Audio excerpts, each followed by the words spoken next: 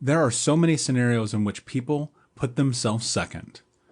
In order for you to fully realize who you are going to be, you are going to have to put yourself first. That may sound scary or even impossible, but you are going to have to. Self-care is not selfish, and the most impactful self-care that you will do is making your physical, mental, and emotional health your number one priority. You have to allow yourself time, and that means taking as much of it as you need to be healthy and where you want to be. Most childhood trauma survivors learn at an early age to put themselves second, third, or last. We were not allowed to express our wants and needs. We were not allowed to freely speak our mind, question situations, smile, cry, laugh, be sick, be happy, or enjoy childhood without experiencing abuse. When children push back to counter abuse, they are met with more hostility and punishment. Keep crying and I will hit you harder. That might as well have been my family motto. I chose this example of my agency being taken away from me not only because I would be hit for crying or expressing myself, but because it is a societal norm for boys not to be emotive. This is a prime example of how something as normal as crying is taken and our sense of self is silenced and replaced with adhering to the requirements of our abusers. I wasn't allowed to cry if I was sick, hurt, or being beat. My stepfather literally beat the ability to cry out of me, and for decades I thought I was a sociopath. Nothing, including my own behavior, deaths of relatives and friends, or the chaos that I was cultivating in other people's lives, created any kind of emotional response in me. I was totally and completely numb.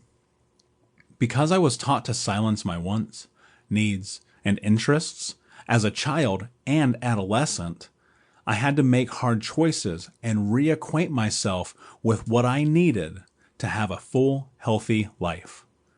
My self-care routine and regimen had to be based entirely on what I needed. Identifying what I needed to do for care for myself was paramount. It was when I made a clear and concise decision to implement real self-care that I was able to make the biggest leaps and bounds in understanding who I am. Here is a list of self-care that is not selfish. Going to therapy. Leaving a partner to have the space to create change. Being kind to yourself.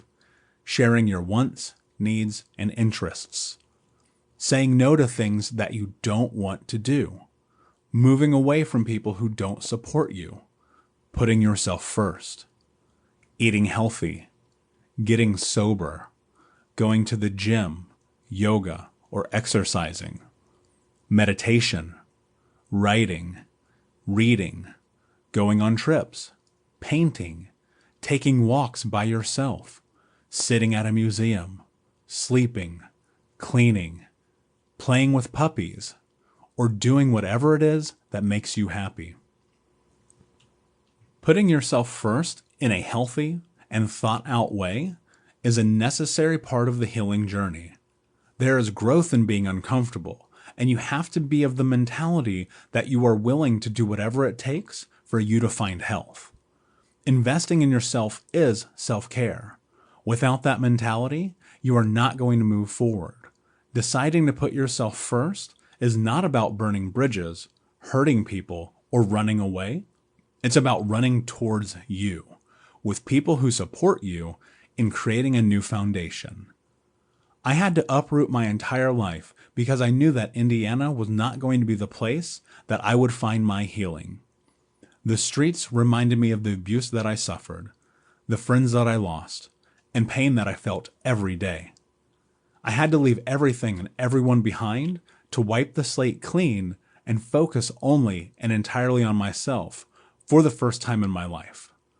There were too many distractions in that place, too many bad relationships, too many